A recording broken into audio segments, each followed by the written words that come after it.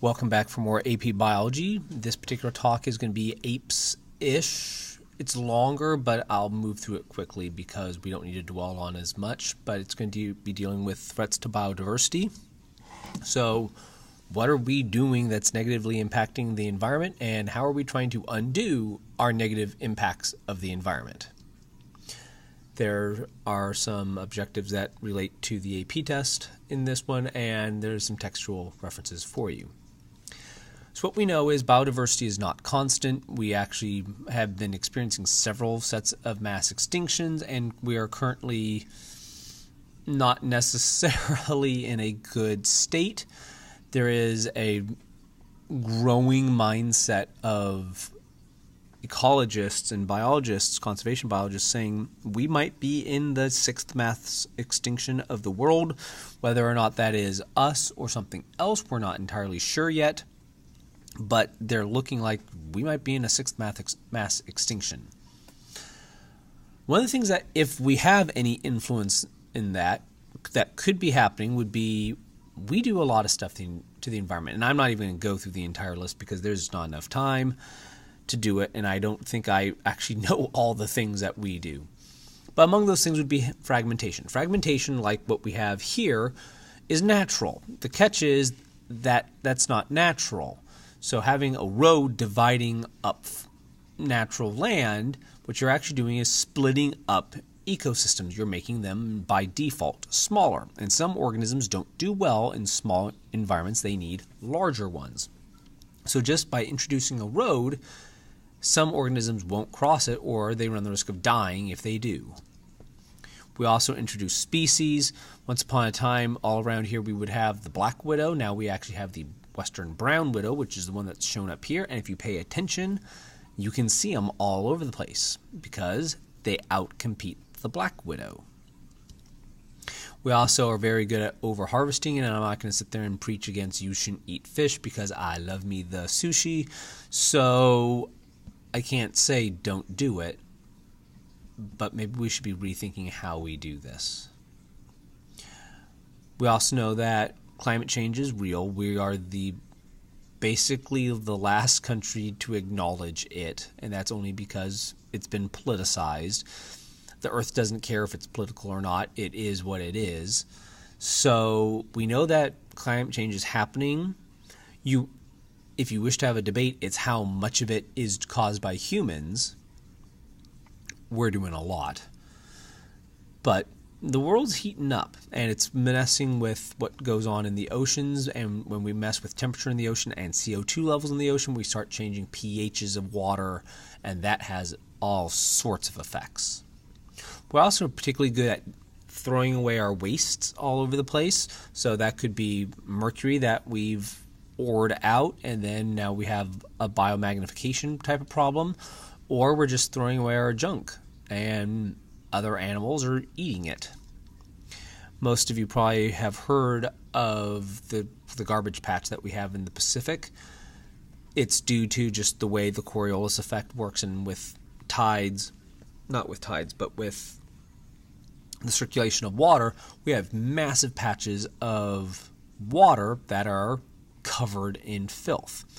If you actually were to go to any of these places, to any of the garbage patches, you actually don't see it floating, but if you were to go scoop and look at the water, you realize this isn't normal.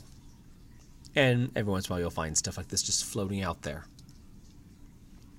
One of the things that comes with our waste is eutrophication, so we're dumping fertilizers way too much into the ground. It all runs off.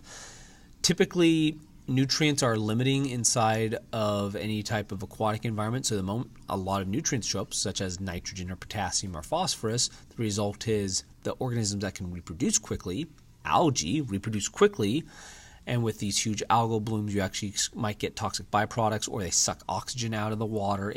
It's not good stuff, and it smells. So we need to solve this stuff, and politics won't solve it. It might help us with acknowledging that we need to work on the problems, but it won't solve the problems. The people who are going to solve these problems are people who work in STEM or STEAM, depending on which version you like. So science, technology, engineering, arts, and mathematics, even though I would argue arts is implicit within all of those. So one such example would be something like the Frozen Zoo. And if you've never seen the Frozen Zoo, you should watch about the Frozen Zoo. At the San Diego Zoo Safari Park are looking at new ways to breathe life into critically endangered animals. They're collecting samples from thousands of creatures, including rhinos teetering on the brink of extinction. John Blackstone explores what could be the last hope for a nearly doomed species. Come on, baby. Meet Chudy. This scampering baby rhino was born on Thanksgiving. His name means holiday, and he's one of 68 greater one-horned rhinos bred here at San Diego Safari Park, increasing the number of this endangered species to around 3,000 worldwide. Hi, big girl. She likes to be rubbed behind her ear there. Rub behind her ear. But rhino keeper Jane Kennedy keeps close watch over one in particular, this northern white rhino named Nola. When she's laying down, she likes to have a belly rub. Nola is one of just 5 northern white rhinos left in the world. She's almost 41. So essentially think of her like an mid-80-year-old woman. She's at the end of her life. Rhinos are being driven to extinction in large part because of poaching. In 2014 in South Africa alone, 1,215 were killed for their horns. The horns are prized in some cultures, mistakenly believed to be aphrodisiacs and miracle cures. The horn is made out of keratin, the same thing as your fingernails. If rhino horn cured cancer, then all you'd have to do is chew on your fingernails and there would be no more cancer in the world. Same thing. The northern white rhino's best chance for avoiding extinction might be inside this vat of liquid nitrogen at Safari Park's Frozen Zoo. It's the world's largest genetic bank with samples from some 10,000 animals, including 12 northern whites. Barbara Durant is the director of reproductive physiology. Could there be a day that because of the tissues that are stored in here that northern white rhinos could again be in the wild? That is certainly our hope, and we think it's a possibility, yes. That hope hangs on a futuristic technology. It's a complex procedure where skin cells become stem cells, which then become egg and sperm, necessary for in vitro fertilization. The embryo would be carried by a surrogate mother from a related species. Has this ever been done before? Certainly not in the rhino. It's been done in the mouse. And is this one of those moonshots? It is, but it's a well-educated and calculated moonshot. That calculation comes from a successful track record using less complex methods to help other endangered species reproduce, from giant pandas to California condors. Some critics say, why spend the money on this cutting-edge science? You can take that money and save animals in the wild. There are people who are doing that. Our focus, our mission, is to save these animals through science. Brittany Pete represents PETA, People for the Ethical Treatment of Animals. Zoos need to focus on is improving the conditions for the animals who are already in their care, not pouring millions and millions of dollars into a futile effort to clone animals for whom there is no natural habitat left on Earth. The safari park maintains their animals' well-being is paramount. Nola's health is carefully monitored. She needs regular pedicures and enjoys having her back scratched with a brush. That the fact that we have all known and loved northern white rhinos, it's a personal thing. And despite a successful breeding program, there are still few rhino calves.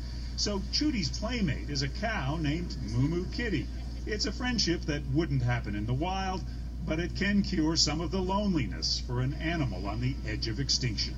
And if we don't do something as a human species, our grandchildren and our great-grandchildren will never see these animals. For CBS This Morning, John Blackstone, Escondido, California. Well, that's fascinating. The idea that you could take a frozen skin cell, transform it into a stem cell. So there's a lot of science in there that we haven't talked about, and there's some issues with some of the stuff, and we can talk about that later. But it is a very fascinating concept, and it's one that people are trying for animals that have just naturally gone extinct and not ones that we have helped cause go extinct, and that's where there's also a little bit more controversy. So we're trying to bring those back. We're trying to also save our biodiversity, so I'm sure some of you have heard of this Svalbard seed vault. It's out in, I believe, Greenland, and basically it's tucked under a couple hundred feet or a couple thousand feet of rock and ice, and the goal is to preserve our food, everything that we can find that naturally exists that humans eat. The problem is it's starting to thaw. So, but we're trying to figure out ways to not involve us burning dead things, so solar power or wind power or hydroelectric. There are versions of nuclear power that are much cleaner and far less wasteful than what currently exists, and it's something that hopefully someone talks about in one of the mini presentations. It's actually very exciting stuff, especially if it works out. So it is kind of the future of why can't we be doing all of these things instead of just burning stuff? But there's politics involved. We're actually working on unfragmenting habitats. I've actually seen some of these in real life up in Canada, and they're actually really cool looking. Europe has a whole bunch of these. There is a push actually out off of the 101 freeway in a place called Agoura Hills to actually start adding these where there's a lot more wildlife and actually trying to unfragment the environment. So we would like to think that science isn't all about politics, but unfortunately politics is there. It shouldn't be, and the environment shouldn't be about politics, but it is, so we need to deal with that. And so it's a matter of phrasing the question so it's not a right or wrong or us versus them. It's if we do the X, Y results. It's not controversial. It's not a blame game. It's if we lose biodiversity, we will suffer because ecosystems will start to collapse and our food supply is going to start to run out. Okay, that's a cause and effect. And it's one of those that you can demonstrate, and it's no longer don't be political about this. It's if X happens, Y results. So with any of this stuff, whether it's climate change or should we bring back the northern white rhino? And if you've never been to Universal, if you've never been to San Diego Zoo, the safari park, to see them, you should see them because they only have one left because their male died and he was young and of reproduction age. So we have only a few options. So if you are wrong, that none of this stuff is really happening, but you do something about trying to fix a problem that really isn't a problem, doesn't that result in us getting a little bit better if we're a little bit less dependent, or hey, we can have cheaper forms of fuel or things like that? Isn't that better, or we learn some new technology? If you're wrong and you didn't do anything, well, I guess we dodged the bullet. If you're right, this stuff is happening and you take action, then I guess we avoided catastrophe. But if this stuff is happening and we don't do anything, we're going to be in trouble. And the thing is, if you give equal weight to those options, it's a 1 out of 4 chance of us being in big trouble. And I don't want those type of odds.